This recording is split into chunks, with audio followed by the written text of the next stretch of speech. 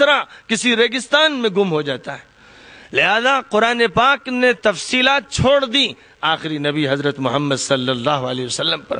قرآن میں اگر ایک لفظ بولا گیا کہ پاکی اختیار کرو تو محمد صلی اللہ علیہ وسلم نے انسان کے ظاہر کی پاکی اور باطن کی پاکی اور کپڑے کی پاکی اور جسم کی پاکی اور جگہ کی پاکی اور قالین اور چادر کی پاکی اور آئینے کی پاکی اور لوہے کی پاکی اور کس نجاست سے کس طرح کی پاکی اور کس طرح ہو، اس کو سینکڑوں صفحات میں بیان فرمایا۔ جو بات اللہ نے ایک لفظ میں کہہ دی، حضرت محمد صلی اللہ علیہ وسلم نے اس ایک لفظ کے اندر سے علم کے دریا بہا دیے۔ اللہ نے فرمایا اقیموا الصلاۃ، نماز قائم کرو،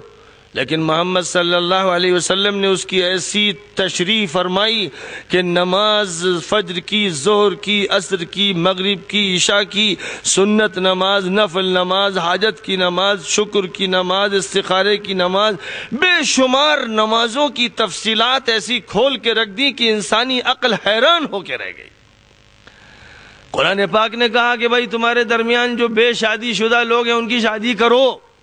یہ فرما دیا۔ نبی پاک علیہ السلام نے فیملی لاز اتنی تفصیل کے ساتھ بیان فرمائے کہ کئی والیوم کے اندر فیملی لاز ذکر کیے گئے اور اتنا مرتب اور منظم بیان فرمایا گیا کہ اگر اسلام کے فیملی لاز اختیار کر لیے جائیں تو کبھی بھی کوئی ظلم کر کے کسی عورت کو طلاق نہیں دے گا، اور کبھی کوئی مرد کسی عورت پر زیادتی نہیں کرے گا، اور کبھی کوئی عورت کسی مرد کو نہیں کوسے گی، اور کبھی کوئی لڑکا یا لڑکی بے تربیت باقی نہیں رہے گی، اور کبھی کوئی کلیش اور جھگڑا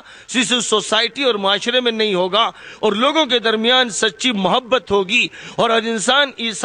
اور ہمدردی اور غمخواری کے جذبات رکھے گا، اور ہر آدمی اپنے مفاد کو دوسرے کے لیے قربان کرے گا۔ ایسا قانون عطا فرمایا گیا ہے۔ لوگ ہی نکمے اور نالائق ہیں کہ نہ خدا کی کائنات پہ غور کرتے ہیں، نہ خدا کے قوانین چھوڑا، انہیں بھی چھوڑا، اور اس کے بعد جدید اور قدیم اور اسلامی اور غیر اسلامی کی تقسیم انگریزوں سے متاثر ہو کر قائم کر دی، تو مدرسے کو الگ کاٹ دیا، اسکول کو الگ، اور دارالعلوم کو الگ، اور کالج کو الگ، اور جامعہ کو الگ، اور یونیورسٹی کو الگ۔ یہ تقسیم 1300 سال کے عرصے میں ہندوستان کی اسی سرزمین میں، جب افغانستان سے لے کر لنکا تک ہماری حکومت تھی، اور جب بمبئی کے ایک کنارے سے برما تک پھریرے لہرا رہے تھے، 1300 سال کے اس عرصے میں ہم نے کبھی یہ کلیش نہیں کیا، ہم نے کبھی علم اور علم کو نہیں ٹکرایا۔ ہم نے اپنے مدرسے میں، تعلیم گاہ میں، جو ہم مدرسے کا لفظ بولتے تھے اس کے معنی اسکول، اس کے معنی تعلیم گاہ، اس کے معنی انسٹیٹیوشن، اس کے معنی دارالعلوم، یہ تو آپ نے سمجھ لیا کہ یہ الگ ہے، یہ الگ۔ دو سگے بھائیوں کو آپ نے سوتیلے والوں کے درمیان جدائی قائم کر دی، خلیج آپ نے قائم کی، گیپ آپ نے کیا، یعنی آپ نے انگریزوں کی چالوں سے متاثر ہو کر یہ اس نتیجے تک آپ پہنچے۔ ورنہ ہمارے مدرسے سے مفسر، محدث، فقیہ، مفتی، قاضی اور داعی، امام، خطیب جیسے یہ لوگ تیار ہوتے تھے، ویسے ہی مدرسے ہی سے،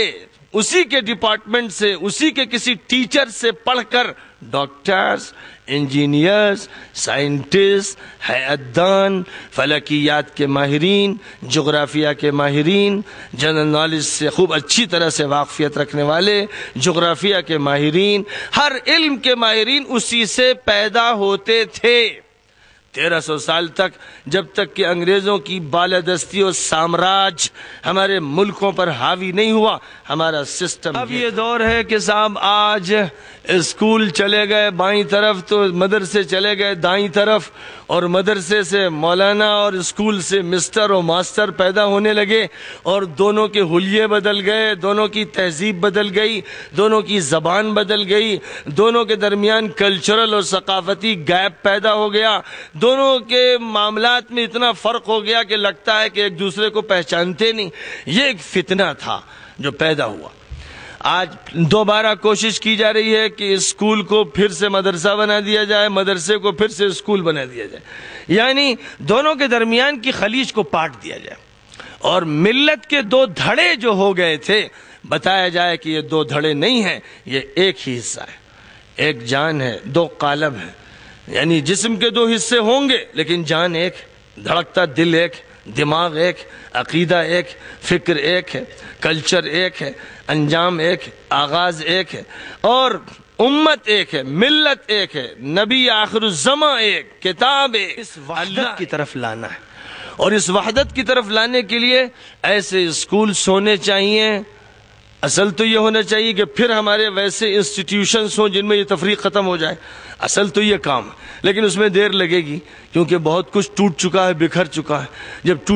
چیزیں ٹوٹ جاتی ہیں، بکھر جاتی ہیں تو جوڑتے جوڑتے وقت لگتا ہے، زخم ہو جاتے ہیں تو مندمل ہوتے ہوتے ایک زمانہ درکار ہوتا ہے، انسان ہاسپٹلائز ہوتا ہے تو کچھ وقت چاہیے، اس کے بعد صحت اس کو ملتی ہے۔ اب ہم صحت کی طرف بڑھ رہے ہیں، یعنی اسکول کے اندر صحیح قدریں پیدا کی جا رہی ہیں، عقیدے کو اس کی بالادستی اس کی قائم کی جا رہی ہے اسکولوں کے ماحول پر۔ کوشش یہ کی جا رہی ہے کہ اقرأ بسم ربک الذی خلق کی نسبت کو اسکول میں قائم کر دیا جائے، اور مدرسے میں یہ کوشش ہو رہی ہے کہ وہ معلومات جو حاصل ہونی چاہیے ان کو، یعنی خدا تعالیٰ کا تشریعی علم اور تکوینی علم جن کے درمیان دوری پیدا ہو گئی، ان دونوں کو پھر ایک دوسرے کے قریب کر دیا جائے تاکہ کائنات کا علم اور اللہ کے قانون کا علم دونوں باہم آمیز ہو جائیں۔ خوب یاد رکھیے، نیچر اور فطرت اور ریلیجن اور دین میں کوئی فرق نہیں۔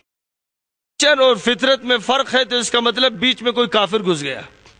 جس نے یہ فرق پیدا کیا۔ اللہ تعالیٰ اپنے کلام پاک میں فرماتا ہے فطرت اللہ التي فطر الناس عليها لا تبديل لخلق الله ذلك الدين القيم ولكن اکثر الناس لا يعلمون۔ اللہ نے جو نیچر بنائی ہے، جو فطرت بنائی ہے، جس کے مطابق انسانوں کو پیدا کیا ہے، اور اللہ کی تخلیق میں کوئی تبدیلی بھی نہیں ہو سکتی ہے، یہی صحیح دین ہے۔ دیکھیے، فطرت اللہ ہی صحیح دین ہے، یعنی خدا کی بنائی ہوئی کائنات، خدا کا بنایا ہوا قانون ہے، دونوں میں ڈیفرنس ہو سکتا ہے؟ ہرگز نہیں۔ وَلَوْ كَانَ مِنْ عِنْدِ غَيْرِ اللَّهِ لَوَجَدُوا فِيهِ اخْتِلَافًا كَثِيرًا، اگر اللہ کی طرف سے نہ ہوتا، کسی اور کی طرف سے ہوتا تو اس میں کنٹرڈکشنز ہوتے، اس میں اختلافات و تضاد ہوتے، لیکن کیونکہ وہ بھی اللہ کا بنایا ہوا، یہ بھی اللہ کا بنایا ہوا، اس لیے ایک ارادہ، ایک تصرف، ایک مشیت کار فرما ہے، کوئی ڈیفرنس نہیں۔ لیکن اس کے بلبوتے پہ آپ کچھ بات کریں گے یا اپنی طرف سے ملاوٹ کر دیں گے توحید میں، عقیدہ توحید صاف ستھرا نہیں رہے گا، شرک کرنے لگیں گے، کسی اور کو خدا بنا بیٹھیں گے، سر کسی اور کے سامنے پٹکیں گے، ٹیکیں گے، اور بت کو اور قبر کو خدا سمجھ لیں گے، تو سمجھ لیجیے کہ راستہ غلط ہو گیا، اور جب راستہ غلط ہو جائے گا تو نتیجہ غلط نکلے گا۔ اس لیے راستے کو صحیح کرنا ہے کہ وہ ایشور، وہ مالک ایک ہے، اس کی محبت پر جڑنا ہے، اس کی بندگی کرنا ہے، اس کے نام سے ہر علم حاصل کرنا ہے۔ بڑے سے بڑے کالج میں اور بڑی سے بڑی یونیورسٹی میں کیا پڑھایا جا رہا ہے؟ وہی پڑھایا جا رہا ہے جو قرآن نے پڑھایا تھا، لیکن قرآن والوں نے وہ علم چھوڑ دیا تو پھسڈی اور ان کی غلطی ہے۔ ابھی آپ نے سنا تھا مولانا مفتی نذیر صاحب سے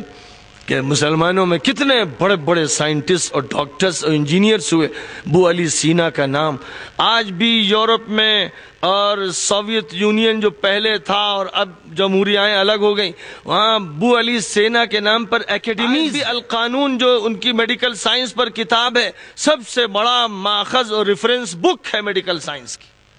اور جو جدید ایلوپیتھی ہے وہ اس یونانی پیتھی جس کو مسلمانوں نے لے کر بہت ترقی دی اور اس کو عربک پیتھی اور اسلامک پیتھی بنا دیا، اسی پیتھی سے ایلوپیتھی نکلی ہے، اور اسپین کے ذریعے سے یورپ میں یہ سارا علم پہنچا، لیکن انہوں نے ڈیولپ کیا اور ہم ٹھہر گئے۔ یہ ہماری کاہلی ہے، نکما پن ہے، جہالت ہے اور بدویانہ پن ہے کہ ہم علم کو جب چھوڑا تو ہم بیکورڈ ہو گئے۔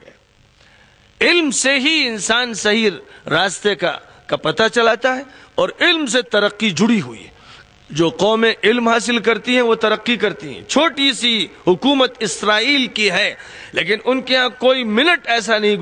گزرتا کہ وہ کوئی سائنسی ایجاد ہے، کسی نہ کسی ایجاد میں ان کا دماغ چلتا ہے۔ نئی گھڑی، نیا موبائل، نیا ریڈیو، نئی کار، نیا ہتھیار، نئی چیز، ہر وقت دماغ اس میں چل رہا ہے کہ نئی نئی ایجادات کی جائیں، اور آپ کا کام یہ ہے کہ نیا ماڈل کون سا آیا ہے، چلو پیسہ پھینکیں خریدیں۔